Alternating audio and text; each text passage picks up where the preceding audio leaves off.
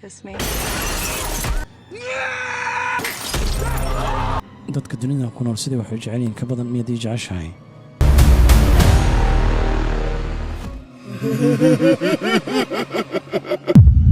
waxaan ku tababaranayaa sida aan dareenkayga ugu sheegan lahaa gabadha aan jeclahay taasoo iyadoo ii aragto saaxiib oo keliya booskeeda waxaa ii matalaya gabar kale sidoo kale waxaa ila jooga saaxiibkay laan kaasi oo dhegaysanaya hadalkayga kadib markii ay dhegaysteen hadalkayga isaga iyo gabadha waxay ii sheegeen in hadalkayga uu u muuqdo mid wanaagsan saaxiibkay wuxuu igu dhiirigeliyey in aan muujiyo kalsooni oo aan dareenkayga u sheegto ninkii hameenkii markii aan guriga ku laabtay waxaan imaaday bisadeedii oo dhimatay kadib markii si lama filaana u cuntay kaniiniye aad u badan oo ah kuwa hordada waxaan aad uga xumaaday in bisadeedii iga tagtay kadib markii aan iska hagaajiyey guriga waxaan bilaabay inaan khadka isticmaalo waxaana bilaabay inaan daawado ninkii sawiradeeda anigoo weli daawanaya waxa ay soo wacay ninkii waxaana bilaabay inaan aad ugu farxo wicitaankeeda inkastoo aan weli ka murugaysanahay bisadeedii haddana waxaan muujiyey wax walba inay caadi yihiin waxay ii sheegtay inay qorshaynayso iyada iyo saaxiibada inay caweyn doonaan caawa sidaa darteed aan imaado goobta inkastoo marka hore aan ka cudurdaartay haddana waxay ii sheegtay inay shaqada ka tegi doonto oo aana mar dambe shaqada isku arki doonin kadib waxaan bedelay go-aankayga waxaana u sheegay inaan isla markiiba imaan doono intii ay khadka ku jirtay waxaa ka dhacay katiinadeedii waxaana ii sheegtay in katiinadeeda ay ka burburtay kadib waxaan tegey dukaan si aan ugu iibiyo katiinad cusub si kastaba ahaatee katiinadaha dukaanka yaalla ima aysa soo jiidan markii aan iska dhigay katiinada waxaan si lama filaana u arkay wax cajiiba oo ku xiran bokiska waxaa ku qoran one wish willow oo micnaheedu yahay hal rabitaan oo keliya waxaan ka helay alaabtan aniga oo aan ogeyn in ay noloshayda bedeli doonto gabadha dukaanka haysa waxay ii sheegtay in aana soo caban doonin hodhow haddii ay wax dhacaan waxayna tiri qof kasta oo laba u kala jebiyey isagoo rajaynaya waxa uu rabo wuxuu helayaa wixii uu rajaystay sidoo kale waxay ii sheegtay inaana dib ugu soo laaban karin dukaanka haddii ay wax dhacaan sida qof kasta oo isticmaala alaabtan uu dib ugu soo laabtay dukaanka isagoo caraysan dabcan hadalkaas wuxuu ila muuqday mid aan waxba ka jirin waxaana qaatay alaabteedii taasi oo ah qaladkii ugu weynaa aan ka gala noloshayda hameenkaas waxaa dhammaantiin ku wada sheekaysananay kafeteriyo sidoo kale waxaa jirta gabarh kale taasi oo iyadana hoos iga jecel sida aan u jeclay ninkii oo kale magaceedu waa saara waxaana ka wada shaqaynaa hal meela dhammaanteenna markii ay ninkii sharaab doonatay waxaan bilaabay inaan ka daba kaco anigoo raba inaan u sheegto jacaylkayga maadaama aan asxaabtii kale ka soo fogaanay waxaan ugu dambayntii isku dayay inaan u sheegto dareenkayga laakiin mar kasta oo aan ku dhiirado qof ayaa iga soo dhex gala ilaa asxaabtii kale ay ka yimaadeen halkaas oo aan ku lumiyo fursaddaydii kadib markii qof walba uu rabay inuu xaafaddiisa aado ninkii waxay tiri waxaan rabaa in guriga la egeeyo hadalkaa waxa uu arkay fursad waxaana ku yidhi anaa ku kaxaynaya waxaana ku qaaday gaarigayga intii aan waddada kusii jirnay waxaan u sheegay in bisadeedii ay dhimatay sidoo kale waxaan weydiiyey sababta ay shaqada uga tegeyso waxay ii sheegtay inay doonayso inay diiradda saarto xirfaddeeda qareennimada sheekada ayaa markaan ku weecanaysa dhanka saara waxay ii sheegtay in saara ay ii hayso dareen jacayl laakiin waxaan ku adkaystay inaan u arko saaxiib oo keliya anigoo iska fogeynaya iyada kadib waxay markaas ii sheegtay in mar kasta oo ay qof jeclaato ama ka hesho uusan qofna dareemin anigoo u arka fursadda habiya hadalkan waxaan isku dayay inaan u sheegto jacaylkayga laakiin mar kale ereyada ayaa afkayga ka soo bixi waayey markii ay baxday waxaan ugu yeeray friki niki oo ah naynaas ay ka xanaaqdo waxay igu soo laabatay iyadoo caraysan waxayna si toosa ii weydiisay inaan jeclahay aniga miiga heshayna waa maxay haddii aad iga hesha jaanis haysataa haddaba waad sheegi kartaa hadalkaa markii aan maqlay waxaan garan waaya waxa aan dhaho waana awoodi waayey inaan dhaho haa waxaan u sheegay inaan nahay saaxiibo wanaagsan oo keliya kadib waa si wanaagsan intay tiri ayay iska baxday waxaana ka qoomameeyey magudbinimadayda markiiba waxaan la soo baxay qoriga rajada anigoo u kala jebinaya laba qaybood anigoo dhahaya waxaan rajaynaya ninkii inay ii jeclaato si ka badan qof kasta oo dunida jooga daqiiqada kadib waxaan dareemay in ninkii weli dibadda ay taagan tahay waxaana igu soo laabatay iyadoo iga codsanayso inaan guriga u raaco waxaan isla markiiba eegay alaabtii aan jabiyey waxaana bilaabay inaan isweydiiyey in alaabtan dhab ahaantii ay shaqaynaysay in kale waxaan weydiiyey inay caafimaad qabtay in kale laakiin waxay ii sheegtay inay caafimaad qabto waxayna ku adkaysatay inaan guriga u raaco kadib si lama filaana sidii qofsasi oo kale ayay u boodaysaa waxayna i weydiinaysaa waxa dhacaya waxa meeshaan keenay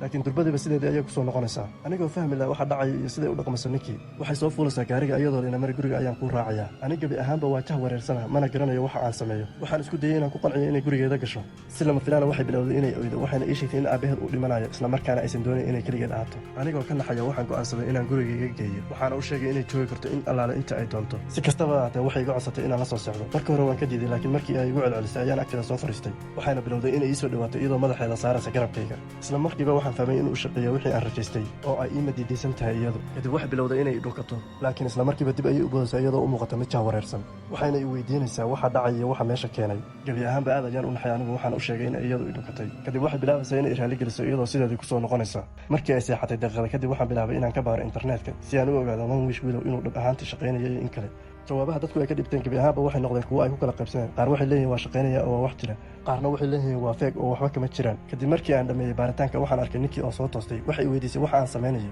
kadib markii aan u sharaxay waxay iga codsatay inaan sariirta dib ugu soo laabto hurdo dheer kadib waxaan soo toosay waddankii oo isku qasan waxaan arkay bisadeydii oo si taxadar loogu diyaariyey aas waxaan weydiiyey sababta ay sidaan u samaysay waxay ii sheegtay inay xasuus tahay waxayna u malaynaysay inaan ka heli doono kadib waxaan u sheegay inaysan samayn waxaanoo kale mar dambe waxaana isku raacnay shaqada saaxiibkii markii uu arkay labadanadoo iskumar soo gelina shaqada wuxuu i weydiiyey waxa dhacay xalay waxaan u sheegay in ninkii ay u dhaqmayso si qariib ah waxaana u sheegay in aabaheed uu qabo cudurka kansarka oo uu goor kahor uu dhiman doono. kadib markii ay shaqadii dhammaatay ninkii waxa u sheegay in aanan kaxan karin waxayna ii sheegtay in ay caadi tahay iyadoo fuulisa gaariga saaxiibkay kaas oo geeyey gurigeeda. xaafadda markaa imid waxaan wacay saaxiibkay waxaana ka waraystay ninkii. wuxuu ii sheegay in ninkii ay u muuqatay mid gebi ahaanba caadi ah habdhaqankeeduna uu saxdi ahaa. si kastaba ha ahaatee intaan wada hadlaynay qof ayaa garaacay albaabka. markii aan furay waa ninkii waxayna iga raaligelinaysa siday u dhaqmaysa xalay iyadoo isku eedeynaysa inay sarqaansanayd. waxay markaas ii sheegaysaa inay aad ii jeceshahay middaas oo yaab igu noqotay waxaana bilaabay inuu hadalku iga soo bixi waayo. waxay ii sheegaysaa in ay mar kasta ogeyd in aan iyada jeclahay sidaa darteed waxay i weydiisanaysaa mar kale inaan jeclahay. dabcan ha anigu si xad dhaaf ayaan u jeclahay mana rabo fursaddan inaan iska lumiyo. waxaan u sheegayaa sidoo kale inaan anigu si xad dhaaf u jeclahay. dabcan laga bilaaba waqtigaas aniga ninkii waxaa u dhaqmaynaa sidii laba lamaano oo isjecel kuwaas oo aad isugu faraxsan. heer xitaa Saara ay aragtay xiriirkeena dhaqsada ah waxayna bilaabaysaa inay ka masirto ninkii maadaama iyadu ay jecleed aniga. sidoo kale saaxiibkii wuxuu dareemayaa in ay wax khaldan yihiin. habeen habeenadaas ka mid a aniga iyo ninkii oo cashaynayna waxa ay soo wacay saaxiibkay wuxuuna ii sheegay in uu soo ogaaday ninkii aabaheed inuu caafimaad qabo oo uu u shaqaynayo sidii nin 20 jir oo kale. wuxuu sidoo kale ii sheegay in muddo aan dheereen ka hor ninkii ay u sheegtay Saara inay kuwa aragto sidii walaalka yar oo kale waxayna u muuqataa in ninkii ay si lama filaana u noqotay qof gebi ahaanba ka duwan qofkii hore. waxaan bilaabay inaan fahmo sababta ka dambaysa waxaan oo dhan. kadib waxaan weydiiyey in aabaheed uu xanuunsan yahay in kale isla markiiba waxay noqotay mid aan raaxo dareemayn waxayna ku celcelisay markii aan arkay sida ay u dhaqmayso waxaan bilaabay inaan dejiyo anigoo u sheegay inay caadi tahay oo aan rabo inaan ogaado keliya aabaheed inuu fiican yahay in kale. waxay ii sheegaysaa in aabaheed uusan muhiim ahayn mar haddiiba aan ku faraxsannahay inaan wada joogno. markaa waxaa dareemay ninkii inaysan si dhaba ii jeclayn oo ay ii madiidaysan tahay sidaa darteed waxaan dareemay dembi aad u weyn.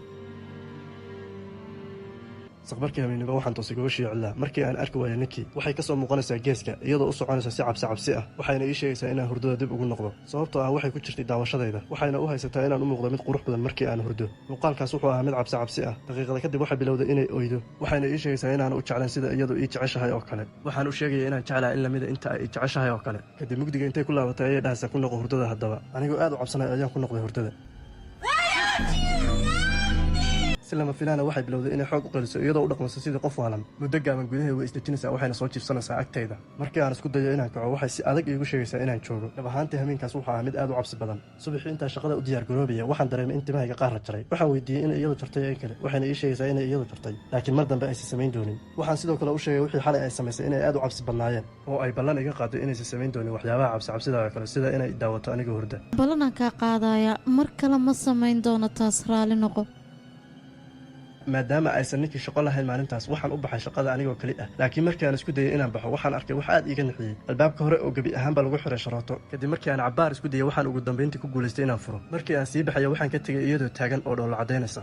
markii aan shaqada tegay waxaan furay qadada ay ii diyaarisay ninkii waxaana ka helay dhowr sawir oo kuwayga ah kuwaasoo ay si qarsoodiya ninkii iiga qaaday. inta aan qadada cunayay Saara waxay bilaabaysaa inay igala hadasho arrimaha ninkii waxayna u aragtaa xiriirka aniga iyo ninkiina dhex maray inuu yahay wax lama filaan ah maadaama ninkii ay ii arki jirtay walaalkeed ka yar oo kale jacaylkaana uu noqday mid lama filaan ah. dabcan asxaabtaydu ma oga ninkii inay ii madiidaysan tahay oo aysan ahayn qofkeeda hore. sidoo kale waan dareemayaa Saara waxay iga walwalsan tahay maadaama ay jeceshahay aniga. intii ay ila hadlaysay waxaan arkayaa qoraal yar oo ninkii ay ku dartay qadada. qoraalka wuxuu ku qornaa sidaan bisada dhadhankeed ka hadal.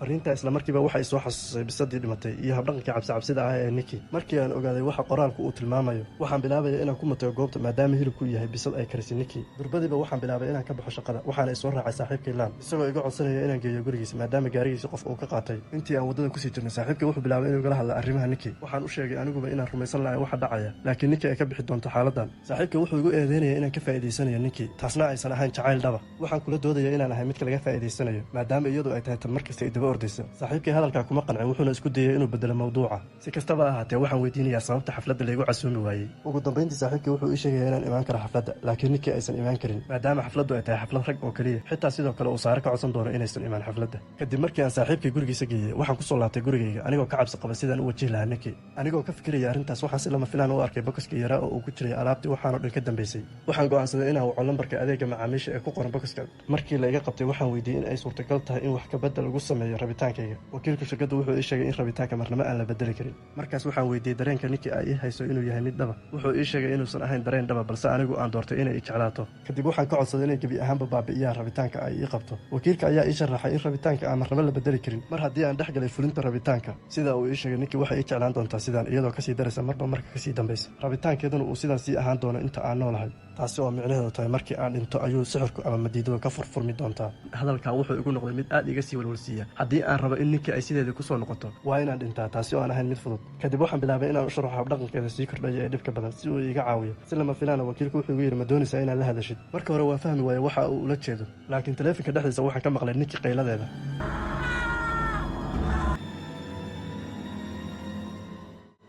markii aan guriga soo galay waxaan arkay ninkii oo taagan halkii saaka aan uga tegay marka aan shaqada aadayay, iyadoo aad moodayso in quful uu ku xiran yahay. waxaa si dhaqsaa usoo boodaysaa markii aan guriga soo galay, waxayna ii sheegaysaa inay isugaysay inta aan ka soo noqonayay. markii ay dhankayga usoo dhaqaaqdo waxaan u sheegaya inay is soo hagaajiso. daqiiqada kadib waxaan u sheegaya inaan aadi doono xafladda saaxiibkay oo ah xaflad keliya loogu talagalay ragga, sidaa darteed ay fasaxdo. way diidaysaa iyadoo ku adkaysanaysa inay raaci doonto maadaama laga yaabo in Saara ay timaado xafladda. inkastoo aanan rabin inay raacdo, haddana habdhaqankeeda markii aan u adkaysan waayo ayaan ka ogolaanaya inay raacdo. kadib markii aan xafladda nimaanay saaxiibkay wuu xanaaqaya, wuxuuna igu dhahayaa ma ahan inaan noo keentin qoftaan, laakiin waxaan marmarsiyo ka dhiganaya in ay Saara soo wacday. kadibna ay sidaan dhacday ciyaar iyo baashaal badan kadib. markii hore waxay u muuqdeen wax walba inay caadi yihiin, laakiin habdhaqanka ninkii wuxuu si degdeg ah u bilaabay inuu dadka kale ka dhigo kuwo aan farxad ku dareemin xafladda. meesha ka bilaabanaysa ciyaar qof kasta uu samaynayo wixii la dhaho samee. dhowr wareeg kadib waxaa la soo gaarayaa markayga, waxaana igu soo aadamaya wax sheegaya inaan dhunkado qofka dhinacayga bidix fadhiya. nasiib darro dhinacayga bidix waxaa fadhiya Saara. isla markii ninkii ay maqasho arrintaas waxaa bedelmaya muuqaalka wejigeeda. waxay isla markiiba meeshii ay fadhiday ka jiidaysaa Saara iyadoo bedelaysa booskeeda, waxayna isku diyaarinaysaa inaan dhunkado. qof walba wuu aamusayo isagoo la yaaban waxa ay samaynayso ninkii, waxayna ogaanaya inay wax ka khaldan yihiin. saaxiibkii wuxuu weydiinaya ninkii inay caafimaad qabtayo in kale, laakiin intay boodda ayay dhala qaadanaysaa waxayna ku garaacaysaa wejigeeda, taas oo qof walba ka naxinaysa. halka dadku ka qaylinaya anigu meesheedii ayaan fadhiyaa sababtoo ah ma jirto waxaan ka qaban karo. waxaan uga angeystay. xafladdu isla markiiba waxay ku dhammaanaysaa fawdo iyo qas, waxaana si degdega ninkii ugu kaxaynayaa guriga. markii ay ninkii aragto in aan aad uga xumahay waxa ay samaysay, waxay fadhiisanaysaa agteeda iyadoo i raaligelinaysa. waxaan go'aansanaya inaan si toosa u wajaho, waxaana weydiinaya sababta ay ugu dhaqmayso qaabkan. waxaan u sheegaya inay cabsi gelinayso qof kasta oo hareeraheeda jooga, waxaana u sheegaya inay noqoto ninkeedeedii hore. iyadoo xoog u oysa waxay ii sheegaysaa inaysan noqon karin ninkeedeedii hore. waxaan u sheegaya inaan jeclaa mar walba la joogitaankeeda, laakiin aysan ahayn sidaan oo kale. waxaan u sheegaya in xiriirkeena uusan ahayn hadda mid caafimaad qaba, sidaa darteed waxaan ka codsanaya inay gurigeeda soo joogto 24 saac. hadalka markii ay maqashay waxay bilaabaysaa inay oydo. markii aan isku dayay inaan xalliyo waxay bilaabaysaa inay guriga ku dhex orado iyadoo ay cabsi gelinaysa una dhaqmayso sidii qof waalan oo kale. habeenkaa wuxuu ahaa midkayga igu cabsida iyo naxdinta badnaa, maadaama aad moodid in aan keligii qol mugdi ah ku daawanayo filimkii adduunka ugu cabsida badan. kadib markii ay caadi noqotay anigoo sii seexanaya ayaa si lama filaan fariin iiga timi Saara. waxay iga codsatay inaan la kulmo, waxayna rabtaa inay ii sheegto arrin muhiim ah. inkastoo aan cabsanaya haddana waxaan si tartiiba uga kacay sariirta. anigoo sii baxaya waxaa si lama filaana iila hadashay ninkii. waxaan ka baqay inay sideedii u dhaqanto, waxaana u sheegay inaan suuliga ka soo noqonayo. waxay ii sheegaysaa inay ninkidii dhabtahay tahay oo ay hurido qoftii waalnayd, waxayna iga codsanaysaa inaan dilo intaysan toosin qofka ku dhex nool. waxaan u sheegayaa middaas inay dembi tahay, khalad aan anigu galayna aysan ahayn in ciqaabteeda ay marto. kadib waan ka tegayaa iyadoo ku haysa fadlan dil. markii aan Saara u tago waxay weydiinaysaa siday wax u socdaan aniga iyo ninkii, anigoo weli isku dayay inaan micno u sameeyo wax kasta. waxaan ugu sheekeynayaa in ninkii aabaheed uu dhiman rabo, sidaa darteed aysan ogeyn waxa ay samaynayso, maskaxdeeduna ay maqan tahay. dabcan Saara waxay aaminsan tahay inay wax kale meesha ka socdaan. si kastaba ahaatee waxay shaaca ka qaadaysaa inay warqad ka heshay dugsiga fanka oo ay doonayso inaan u raaco halkaas. ka hor intaana furin warqadda Saara waxay ii sheegaysaa waxaan marnaba ogeyn. labadii sano lasoo dhaafay ninkii iyo Laan waxay lahaayeen xiriir qarsoon oo marna ay kala tegayeen marna isku soo laabanayeen. arrintaas oo yaab igu noqotay maadaama saaxiibkii uusan waxba ii sheegin, sidoo kale uu ahaa qofka markasta igu dhiirigelin jiray inaan jacaylkayga u sheegto ninkii. kadib Saara waxay ii sheegaysaa inaan ku jiro xaalad xun oo aan u baahanahay qof degan oo u qalma noloshayda. anigoo la kabtamaya ayaan ku iri sida qof adigoo kalea. ka hor intaysa ka jawaabay ninkii ayaa daaqadda soo jebinaysa iyadoo isteeninka madaxa ugu garaacaysa Saara. anigu ma garanayo waxa aan sameeyo maxaa yeelay waxaan ahay qofka abuuray bahalkan. kadib markii ay disho waxay u dhaqmaysaa sidii inaysan waxba dhicin oo kale, waxayna ii sheegaysaa inaysan rabin inaan arko waxaan oo kale. sidoo kale Saara ay u dhimatay khalad aan galay anigu maadaama aan la kulmay, waxayna iga codsanaysaa inaan meydka qarino. kadib markaan ka caawiyey inaan meesha ka saarno caddaymaha meydka, markii taasi dhammaatay waxaan si degdega ugu laabanaya dukaankii sixirka, waxaana ka dalbanaya alaabtii aan ka soo gatay. marka hore dukaanluhu wuxuu iska dhigaya inuusan aqoon waxa aan ka hadlayo, laakiin markii uu arkay dhibaatada ay haysata wuxuu i weydiinaya waxa dhacay. kadib markii aan u sharxay waxaan ka dalbanaya alaabtii si aan uga laabto rabitaankayga. dukaanluhu wuxuu ii sheegayaa inaanan ka laaban karin rabitaankayga maadaama ay tahay hal mar rajayso, wuxuuna ii sheegaya inay jirto laba waddo oo aan uga bixi karo dhibkan, sidii kii aan moobilka kula hadlay oo kale, in aan naftayda gooyo iyo inaan sidaan ku haysto ninkii. anigoo aan garanayn waxa aan sameeyo ayaan alaabtii soo qaadanayaa, waxaana isku dayayaa inaan kala jebiyo anigoo niyeysanayo inaan ninkii weligay saaxiib la ahaan doono. laakiin si kasta iyo xoog kasta oo aan iskugu geeyey waan jebin waayayaa. waxaana ogaanayaa inuu qof walba uu heli karo hal rabitaan sida uu dukaanluhu ii sheegay oo kale, laakiin ma ihi mid si sahlan isku dhiibaya. maadaama aan kaygii horey u isticmaalay waxaan go'aansaday inaan saaxiibkay u tago si uu iigu niyeysto inaan ninkii saaxiib la ahaan doono maadaama isaga xiriir qarsoon ay wada wadeen. markii aan saaxiibkay u tago waxaan u sheegayaa runta oo dhan, waxaana u sharaxayaa rabitaanka alaabtan iyo markii aan rajaystay sidii ninkii igu waalatay. isagoo rumaysan laha waxa aan sheegayo wuxuu iga dafayaa alaabtii, waxaana ka codsanayaa inuu rajaysto inaanan weligii wax rajaysan. laakiin saaxiibkay wuxuu ahaa mid aad u lacag jecel, isagoo niyeysanaya fiirsanaya ayuu wuxuu odhanayaa waxaan rajaynayaa $1 billion inaan helo. isla markiiba balaayiin dollar ayaa cirka ka soo daadanaysa taasi oo caddaynaysa in alaabtu ay tahay mid dhaba tanna waxay ahayd fursaddaydii iigu dambaysay aniga oo ay cara dhuuntu i kala goysay oo fursadihiina iga dhammaadeen ayaa ninkii dib ugu noqonayaa markii aan guriga galay waxaan arkayaa xaaladdii oo qasan ninkii oo gebi ahaanba bahal noqotay kadibna intay igu soo boodda ayay dhahaysaa igu dhow waan ku jeclahay mar walba oo aan ku dhaho waan ku jeclahay waxay dhahaysaa ku celi xaaladdan ku jira waxay ahayd mid aad u cabsi badan waxaana niyadda ka leeyahay fiicnaan lahaydaa inaadan dhalanba kadib saaxiibkii oo ordaya ayaa guriga soo galay isagoo ku haya saaxiib lacagtu waa dhab markii uu madaxa la soo galayba waxaa toogatay ninkii iyadoo leh qofkii anigii adigani soo kala dhex gala wuu dhimanayaa si aan u dejiya waxaan go'aansaday inaan habsiiyo aniga u sheegay inaan jeclahay markii ay isdejisay muddo yar kadib intii aan iska tuuray ayaan waxaan isku xiray suuliga maadaama waddada keliya lagu xallin karo arrintan ay tahay inaan dhinto waxaan go'aansaday inaan isdilo si kastaba ha ahaatee waan awoodi waayo inaan isdilo maadaama aan awoodi waayo inaan xabad isku dhufto waxaan go'aansaday inaan loqo kiniiniyadii bisadaydii cuntay maadaama aan dhimanayo daqiiqadihii ugu dambeeyey waxaan ku soo laabanayaa ninkii anigoo aad u faraxsan waxaana bilaabaya inaan ku dhegdhego anigoo u sheegay inaan si xad dhaafa u jeclahay kadib waxay saameynaya kaniiniga waxaana ku dhacayaa dhulka halkaas ayaana ku dhimanayaa markii ay aragtay inaan dhintay waxay bilaabaysaa inay iyaduna istoogato oo aysan iga dambayn laakiin isla markiiba waxaa ka baxaya sixirka waxayna ku soo noqonaysaa sideedii waxay iska warheraysaa iyadoo dhex dubaaranaysa dhiig sidoo kale asxaabteedii oo dhanna ay dhinteen ugu dambayn anigiiba waa aniga halkaa jiifeen kumaa ku wada sheekada